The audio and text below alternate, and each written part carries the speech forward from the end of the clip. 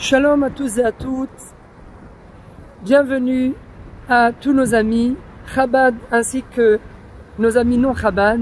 Et aujourd'hui, eh bien, je voudrais très rapidement avec vous raconter une histoire personnelle. Comme vous le savez, eh bien, on s'approche de la date du Gimel Tammuz, cette date qui est devenue une véritable date de notre calendrier hébraïque, pendant laquelle, Bezrat Hashem, chacun d'entre nous va se rattacher au Rabbi de Lubavitch. Chacun de sa façon.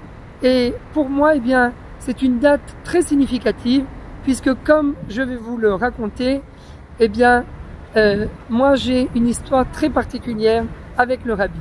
Alors, voilà, lorsque mes parents se sont mariés, eh bien, ils n'arrivaient pas à avoir d'enfants pendant pratiquement 5 ans. Et donc, ils se sont dit, puisque ma mère a étudié à Betrivka ailleurs, avec le Rav Gourevitch, Zatzal, avec toutes ces grandes personnalités, le Rav Pesner, Zatzal, Kamouvan, et donc il y avait quelque chose qui était quelque chose d'inné en fait chez mes parents. Ils savaient que quand il fallait demander une bénédiction pour quoi que ce soit, eh bien il fallait demander l'aide du Rabbi Lubavitch. Et voilà qu'ils lui écrivent une lettre, et dans cette lettre ils lui racontent le problème qu'ils ont. Alors le Rabbi leur répond, eh bien vous allez faire vérifier les mezuzot de toute la maison. Ils font vérifier les mezuzot, ils ne trouvent rien. 6 mois plus tard, ils ne baissent pas les bras, c'est comme ça un chassid, il revient toujours à l'assaut. 6 mois plus tard, eh bien, ils réécrivent une lettre au Rabbi, et le Rabbi leur dit de faire vérifier la mezouza de leur chambre à coucher par 2 sofrim.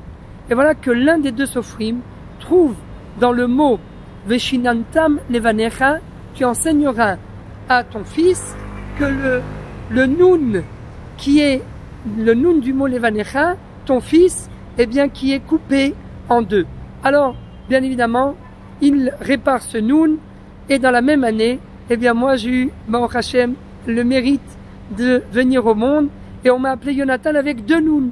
Alors quand j'ai raconté cette histoire un jour à un Farbrengen à Yutet Kislev, on m'a dit comment mais alors vous êtes le fils du Rebbe, vous venez avec nous à New York, Bezrat Hashem, pour le Yud Shvat. Alors moi c'est la première fois que je vais Yud Shvat chez le Rabbi. J'ai dit c'est trop d'honneur, je ne sais pas comment, peut-être que je vais faire une erreur. Ils me disent non, vous venez avec nous. On arrive à l'aéroport, tous nos amis qu'on salue d'ailleurs, Bezrat Hashem, qui certainement vont nous voir, eh bien on arrive pour monter dans l'avion, un Delta Airlines immense, et voilà que j'arrive pour passer à l'embarquement, et l'hôtesse de l'air me dit donnez-moi s'il vous plaît votre carte d'embarquement. Je lui donne la carte d'embarquement, et elle me donne une autre carte d'embarquement. Je viens pour monter dans l'avion, et d'un seul coup, on me dit, monsieur, vous montez en haut. Ah, bon, je monte en haut, j'arrive, je monte, je vois Baruch Hashem. En fait, ils m'ont surclassé en première classe.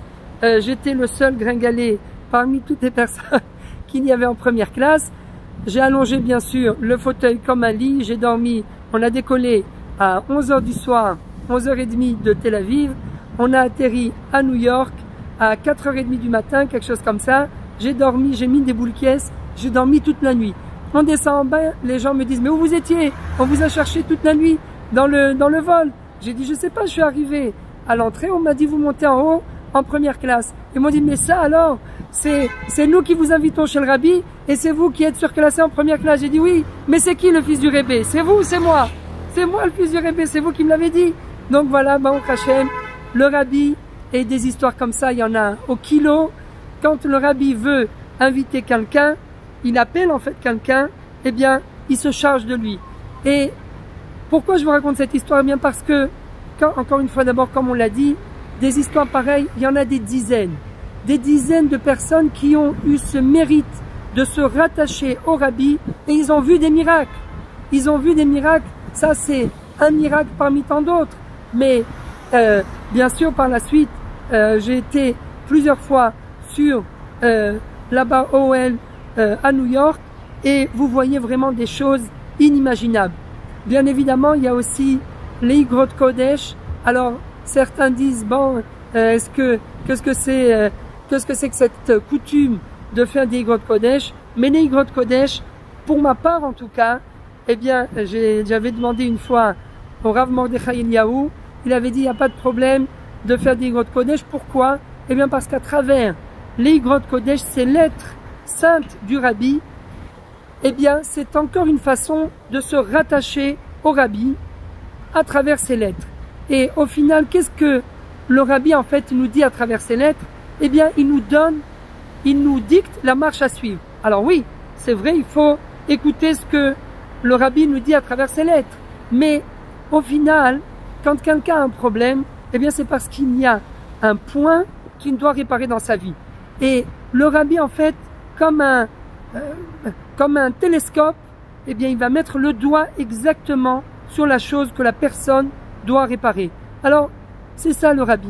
Le Rabbi, c'est un rébé, comme on dit dans la Chassidoute, c'est Nessi Ador. C'est-à-dire que c'est le chef spirituel de notre génération parce qu'il nous guide. C'est un guide. Et dans cette vie qui est parfois tellement dure, que ce soit sur le plan financier, que ce soit sur le plan de la tzniout, la réalité qui nous entoure est tellement attirante, on a besoin d'un guide. On a besoin de quelqu'un qui nous trace la voie en chassidoute. Alors d'accord, il y en a qui vont dire oui, mais moi je suis pas chassid, mais c'est pas grave. Chacun est chassid à son niveau. Et ça me rappelle l'histoire de Yosef Hatzadik. Yosef qui était un véritable chassid. Parce que c'est quoi la chassidoute? Eh bien la chassidoute c'est exactement calqué sur l'exemple de Yosef. Yosef, lui, il a fait preuve d'abord de Ahavat Israël. Il a fait preuve d'amour pour ses frères. Alors c'est vrai au début, quand il était âgé de 17 ans, il colportait à son père, il rapportait toutes les médisances que ses frères disaient sur lui. Bien sûr, il fallait pas le faire, mais au final, Yosef a compris comment il fallait se comporter dans la vie. Et voilà qu'il est devenu Yosef Hatzadik. Pourquoi Tzadik? Eh bien d'abord, premièrement, parce que il a été capable de rapprocher ses frères. Il a été capable de leur faire teshuva. Et c'est ça un chassid de Chabad. Il fait des miftaïm. Moi je vois les chassid Chabad, Alvaï, on leur arrive même pas à la cheville. Pendant Rosh Hashanah, au lieu d'être chez eux à la maison, ils vont sonner le chauffard des centaines de fois. Ils vont dans des bases militaires, ils vont sur la plage, ils vont partout et ils sonnent le chauffard. À Sukkot, ils viennent amener l'Arbat à minima à tout le monde. À Hanouka, ils distribuent des Nerot. À Pessah, ils distribuent des Matzot. À Shavuot, ils lisent les 10 commandements dans les synagogues. C'est ça, un chassid Chabad. Ahavat Israël, l'amour de son prochain. Mais un chassid, ce n'est pas que l'amour de son prochain. C'est également Moach Sholet à la lèvre. Ça veut dire que c'est l'esprit qui dicte la marche à suivre au cœur. Eh bien, à travers l'étude du Tanya, c'est ça qu'un chassid fait. Il va se travailler, c'est pas grave, on n'est pas parfait. On n'a pas dit, bon, c'est pour ça qu'on est là jusqu'à 120 ans, pour se parfaire tout le temps. Mais un chassid, eh bien au moins, il est tout le temps, ce qu'on appelle comme un soldat, il est tout le temps sur ses gardes. Et même s'il fait des erreurs, eh bien, il répare. Parce que c'est ça un chassid. Un chassid, c'est quelqu'un qui est conscient de ce qui lui arrive au jour le jour. Et un chassid, c'est pas seulement Ahavat Israël par les miftaïm, c'est pas seulement surpasser son Yetzer Hara, mais c'est également cette croyance et cette foi en la Géoula. Et c'est exactement Yosef. Yosef leur dit juste avant de partir, il dit à ses frères, sachez que maintenant je vais devoir partir, mais Akadosh Baruch Hu a promis que vous allez être esclaves en Égypte et qu'il va venir vous délivrer. Et il donne des mots de code en disant pas code, if code, voilà, ça ressemble au mot code, pas code, if code, Elokim etrem, ve'alitem et atzmotai mizeitechem. Sachez que vous allez être en esclavage ici en Égypte, mais je vous demande une chose. Je vais rester avec vous pour vous prouver à quel point je vous aime, parce que ce n'est pas seulement que pendant ma vie que j'ai donné ma vie pour vous, mais même après 120 ans, je continue à donner ma vie pour vous, et donc en signe de fraternité, eh bien je vais rester, dit Yosef à ses frères, il va rester à l'intérieur du Nil sans être enterré. Vous savez quelle douleur ça représente pour un corps, mais il est prêt à le faire. Pourquoi? Pour donner l'espoir à ses frères qu'un jour ils seront délivrés. Ça, c'est la Emouna dans la Géoula. Et ça, c'est ce que le Rabbi nous enseigne au jour le jour, tout le temps, Mashiach, Mashiach, Mashiach. Ça, c'est quelque chose, si vous parliez de ça il y a 50 ans, les gens vous disaient, mais de quel Mashiach? Eh bien oui, il a quelque part inculqué dans les consciences cette notion de croire en la Géoula. Même quand on est dans les moments les plus difficiles, Chas v'Shalom, qu'on n'ait plus besoin d'être dans ces moments-là, eh bien toujours croire au Mashiach. Et bien évidemment, ça c'est sur le plan, donc on a parlé de la Ahavat Israël, on a parlé de Tikkun Amidot, travailler ses Midot pour surpasser son Yetzer Hara, et la croyance en le Mashiach qui, Bezat Hashem, va bientôt arriver. Mais surtout, ce que le Rabbi a institué, eh bien c'est l'étude du Rambam. Et ça, l'étude du Rambam à l'heure actuelle, eh bien vous voyez qu'il y a un consensus mondial au sein de toutes les communautés juives, comme quoi le Rambam, il faut l'étudier. Eh bien c'est le Rabbi qui a institué cette étude du Rambam, et c'est quelque chose parce que dans le Rambam, eh bien, il y a toute la Torah qui est réunie, et c'est un mérite de pouvoir étudier le Rambam comme nous l'a institué le Rabbi. Et bien évidemment le Chitat, Chumash, Tanya, Teilim, Baruch Hashem, il a également éveillé les consciences à ce niveau-là, que à chaque fois qu'il faut, eh bien il faut lire les Teilim, il faut le Chumash, et bien évidemment le Tanya qui est là pour nous guider. Alors Bezat Hashem, que durant cette fête du 17 Tammuz, parce que c'est une fête, eh bien nous puissions chacun d'entre nous se rattacher au Rabbi, chacun à sa façon, chacun à sa manière.